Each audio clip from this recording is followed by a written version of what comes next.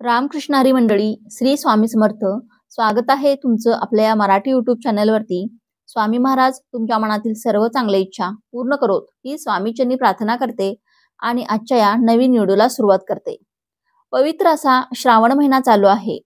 या श्रावण महिन्यामध्ये आपण आपल्या कुलदेवीची ओटी भरणे देखील अत्यंत महत्त्वाचे आहे. आपण जर आपल्या कुलदेवीची ओटी भरली तर आपल्या घरामध्ये कधीच कसलीच कमतरताही भासत नाही. तसेच कोणतंही संकट आपल्यावरती येत नाही. आपण आपल्या कुलदेवीच्या मूळस्थानी जाऊन देखील ओटी भरू शकतो. पण आपल्याला आपल्या कुलदेवीच्या मूळस्थानी जाऊन ओटी भरणे शक्य नसेल तर आपण आपल्या घरच्या घरी कुलदेवीची ओटी कशी भरावी, त्याचबरोबर देवीच्या मूळस्थानी ओटी भरणार असाल तर ती ओटी कशी भरावी, ओटीमध्ये कोणतं साहित्य असणं अत्यंत गरजेचं आहे, याबद्दलची संपूर्ण माहिती आपण आजच्या या व्हिडिओमध्ये पाहणार आहोत. त्यामुळे तुम्ही हा व्हिडिओ संपूर्ण पहा. चॅनेलवरती नवीन असाल तर सबस्क्राईब करा आणि बाजूच्या बेल आयकॉनलाही प्रेस करा, म्हणजे जेव्हा कधी मी नवीन व्हिडिओ अपलोड करेन तेव्हा त्याचं नोटिफिकेशन सर्वात आधी तुमच्यापर्यंत पोहोचेल आणि तुम्ही एक पण व्हिडिओ मिस करणार नाही. तर आपण श्रावण महिन्यामध्ये कुलदेवीची ओटी तुम्ही शुक्रवारी भरू शकता किंवा मंगळवारी भरली तरीही चालेल. या दोन्हींपैकी कोणत्याही वारी तुम्ही कुलदेवीची ओटी घरच्या घरी भरू शकता. या दिवशी सकाळी लवकर उठायचं आहे. तुम्ही अगदी ब्रह्ममुहूर्तावरती उठला तरी चालेल, म्हणजे सर्व गोष्टी अगदी विधिवत करायला तुम्हाला वेळ भेटेल. अंघोळ करून स्वच्छ कपडे परिधान करायचे आहेत. चुकूनही काळ्या रंगाचे वस्त्र परिधान करायचे नाही. लाल रंगाचे किंवा पिवळ्या रंगाचे वस्त्र घालू शकता. त्यानंतर आपल्याला आपल्या देवघरातील देवपूजा करायची आहे. प्रथम देवघरामध्ये दिवा प्रज्वलित करायचा आहे. त्यानंतर एक पाट किंवा चौरंग मांडायचा आहे. त्यावरती लाल कपडा हा ठेवायचा आहे. त्यानंतर आपली जी कुलदेवी आहे त्या कुलदेवीचा फोटो असेल तर तो फोटो पाटावरती मांडायचा आहे, किंवा कुलदेवीची मूर्ती असेल, टाक असेल तर ते देखील चालेल. तुम्ही ते देखील ठेवू शकता.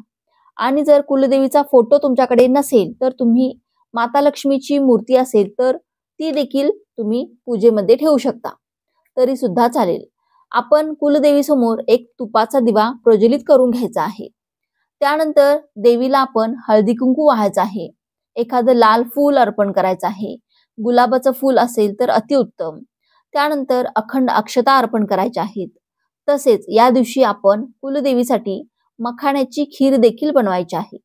मखाण्याची खीर बनवणं शक्य नसेल तर तुम्ही तांदळाची खीर देखील बनवू शकता, किंवा तुम्ही अगदी खडी साखरेचा जरी नैवेद्य दाखवला तरी सुद्धा चालेल, किंवा घरामध्ये या दिवशी पुरणपोळीचा नैवेद्य बनवून दाखवला तरी देखील चालेल, किंवा मग घरामध्ये तुम्ही जो काही स्वयंपाक बनवला असेल तो देखील स्वयंपाक तुम्ही नैवेद्य म्हणून ठेवला तरी सुद्धा चालू शकतो. फक्त नैवेद्य हा सात्विकच असावा, त्यामध्ये कांदा लसूणचा वापर केलेला नसावा. आता आपण ओटीसाठी साहित्य काय घ्यायचं आहे ते पाहू. मग त्यामध्ये आपण देवीसाठी सुती साडी घ्यायची आहे, किंवा रेशमी असावी. रेशमी साडी किंवा सुती साडी, कारण देवतेकडून येणाऱ्या सात्विक लहरी ग्रहण करण्याची आणि धरून ठेवण्याची क्षमता इतर धाग्यांपेक्षा या धाग्यांमध्ये अधिक असते. त्यामुळे आपण अशीच साडी घ्यायची आहे.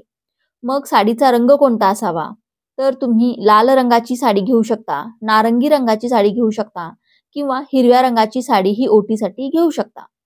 आणि शक्य असेल तर जास्तीत जास्त हिरवा रंग घेण्याचा प्रयत्न करावा, कारण श्रावण महिना हा पूर्ण हिरवाईने भरलेला असतो आणि या काळामध्ये हिरव्या रंगाला खूप महत्त्व आहे. आता आपण जी कोणती साडी घेत आहोत त्या साडीला ब्लाऊज पीस देखील अटॅच असतो, पण आपल्याला देवीची ओटी भरण्यासाठी नवीन ब्लाऊज पीस घ्यायचा आहे आणि त्यांनीच आपल्याला ही ओटी भरायची आहे. मग आपण हिरव्या रंगाचा खण घेतला तरी देखील चालेल. आता त्यानंतरची वस्तू घ्यायची आहे ती म्हणजे गहू. जेव्हा आपण ओटी भरत असतो तेव्हा गव्हाचेच वापर जास्त करत असतो, पण गहू नसतील तर मग तुम्ही तांदूळ घेऊ शकता.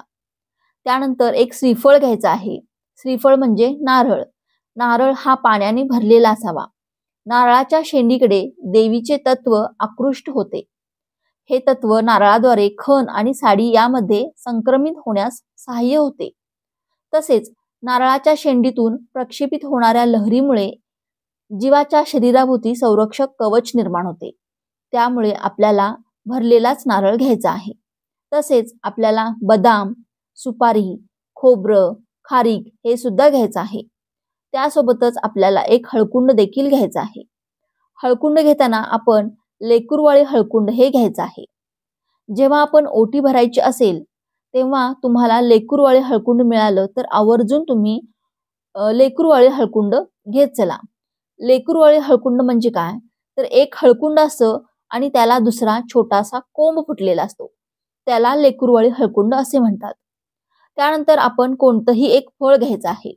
मग तुम्ही सिजनेबल कोणतंही फळ घेऊ शकता किंवा जर 5 फळे घेणे शक्य असेल तर 5 फळे घेतली तरी देखील चालेल. तसेच आपण ओटीसाठी जे पण साहित्य घेणार आहोत, मग ते खारीक असेल, खोबरं असेल, त्याला कीड लागलेली नसावी आणि एक गजरा आणि एक वेणी देखील घ्यायची आहे. ओटीमध्ये हे सामान असणे देखील अत्यंत गरजेचे आहे. किंवा जर गजरा नसेल मग तुम्ही गुलाबाची फुले घेतली तरी देखील चालेल. मग मोगऱ्याची फुले सुद्धा यामध्ये चालू शकतात. पांढरी फुले आणि गुलाबाचं फूल हे यामध्ये चालू शकतं. जास्त करून पांढऱ्या फुलांमध्ये मोगऱ्याच्या फुलाचा वापर करावा. त्याचबरोबर आपल्याला त्या ओटीवरती दान दक्षिणा ठेवायची आहे. मग 11 रुपये किंवा 51 रुपयाची दान दक्षिणा तुमच्या यथाशक्तीप्रमाणे तुम्ही ठेवू शकता. आपण 6 हिरव्या बांगड्या घ्यायच्या आहेत. आता या 6 हिरव्या बांगड्या घेताना आपण काचेच्याच हिरव्या बांगड्या घ्यायच्या आहेत आणि ह्या बांगड्या मोठ्या आकाराच्या घ्यायच्या आहेत. कारण हे जे काही ओटीचं सामान आहे ते छोट्या प्रमाणामध्ये म्हणजे छोट्या बांगड्या असतील तर त्या वापरल्या जात नाहीत. त्यामुळे मोठ्या बांगड्या असतील तर त्या एखाद्या महिलेला देखील उपयोगी पडू शकतात. त्यामुळे शक्यतो तुम्ही मोठ्या 6 हिरव्या काचेच्या बांगड्या घ्यायच्या आहेत. आता आपण 16 शृंगाराचं साहित्य देखील माता लक्ष्मीला घेऊ शकतो. मग त्यामध्ये टिकली असेल, नेलपेंट असेल, इतर काही वस्तू 16 शृंगाराच्या असतील, मग नथ असेल, जोडवी असेल, तर या वस्तू देखील आपण यामध्ये घेऊ शकतो. पण 16 शृंगाराचं साहित्य घेणं शक्य नसेल तर तुम्ही फक्त एक साहित्य घेतलं तरी पण चालेल. मग फक्त एक टिकलीचं पॉकेट घेतलं तरी पण चालेल.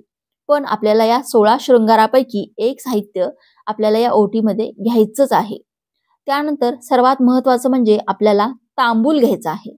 आता तांबूल म्हणजे काय, तर आपल्याला विड्याचं पान घ्यायचं आहे.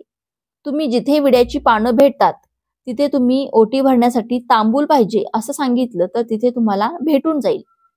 किंवा जर तुम्हाला ते शक्य नसेल तर तुम्हाला 2 विड्याची पानं घ्यायची आहेत आणि 2 सुपारी घ्यायच्या आहेत. आता आपलं ओटीचं ताट पूर्णपणे तयार आहे. आता या ताटावरती आपण थोड्याशा अक्षताया ठेवायच्या आहेत. कारण की जरी एखादं साहित्य आपल्याकडून काही राहिलं तरी अक्षता त्या पूर्ण करतात असं म्हणतात. आता जी कोणती महिला ओटी भरणार आहे त्या महिलेने प्रथम ओटीवरती हळदी कुंकू अर्पण करायचं आहे आणि हे ताट आपल्याला आपल्या हातामध्ये घ्यायचं आहे. आपल्या छातीजवळ आपण हे ताट घ्यायचं आहे. त्यानंतर आपण आपल्या कुलदेवीचं नाव घ्यायचं आहे. मग जी पण तुमची कुलदेवी असेल त्या कुलदेवीचं नाव घेऊन आपण म्हणायचं आहे की हे कुलदेवी, मी तुझी ओटी भरत आहे. या ओटीचा तू स्वीकार कर. या ओटीमध्ये एखादी गोष्ट अपूर्ण राहिली असेल तर त्याबद्दल मला माफ कर, पण या ओटीचा स्वीकार कर, असे आपण आपल्या कुलदेवीला म्हणायचे आहे. तसेच तुम्ही मनामध्ये आपल्या कुलदेवीचे स्मरण करायचं आहे. तुम्ही कुलदेवीच्या मूळ स्थानावरती गेले आहात आणि आपण तेथे जाऊन कुलदेवीची ओटी भरत आहोत असे आपल्या मनामध्ये गृहीत धरायचे आहे आणि आपण ती ओटी तिथे आपल्या देवीसमोर ठेवायची आहे. अशा पद्धतीने आपल्याला ही ओटी भरायची आहे. त्यानंतर ओटीचं जे काही साहित्य आहे ते आपण आपल्या माता लक्ष्मी समोर ठेवून दिलेलं आहे. माता लक्ष्मीला तुमच्या घरावरती कोणतंही संकट येऊ नये किंवा तुमची इच्छा मनोकामना असेल, जी पण कोणती तुमची इच्छा मनोकामना असेल तर ती देखील तुम्ही सांगायची आहे. अगदी मनापासून आणि श्रद्धेने आपण ही सेवा करायची आहे. तसेच आपल्याकडून कोणती चूक झाली असेल तर त्याबद्दल आपण माफी मागायची आहे. आता ही ओटी आपण श्रावण शुक्रवारी किंवा श्रावण मंगळवारी भरली तरी देखील चालेल. श्रावण शुक्रवारी जीवितीची पूजा देखील केली जाते. तेव्हा त्या ओटी बरोबर म्हणजे जीवितीची पूजा जेव्हा आपण करतो तेव्हा देखील आपण ओटी भरणे अत्यंत महत्त्वाचे असते. त्यामुळे तेव्हा देखील तुम्ही ओटी भरू शकता. आता हे जे काही साहित्य आहे ते आपण आपल्या जवळ ठेवायचे आहे आणि नंतर जेव्हा कधी तुम्ही देवीच्या मूळ स्थानावरती जाल तेव्हा तुम्ही देवीला ही ओटी भरू शकता. किंवा जर तसे शक्य झाले नाही तर तुम्ही एखाद्या सुहासिन महिलेला हे ओटीचं साहित्य दिलं तरी देखील चालेल. मग एखाद्या शुक्रवारी त्या महिलेला बोलवावं आणि तिचा मान सन्मानयुक्त तुम्ही तिची ओटी भरू शकता. यामुळे कुलदेवीचा आशीर्वाद आपल्याला हा प्राप्त होत असतो. जर तुम्हाला आजचा हा व्हिडिओ आवडला असेल, व्हिडिओतील माहिती उपयुक्त वाटली असेल तर व्हिडिओला एक लाईक नक्की करा. चॅनेलवरती नवीन असाल तर सबस्क्राईब करा. श्री स्वामी समर्थ.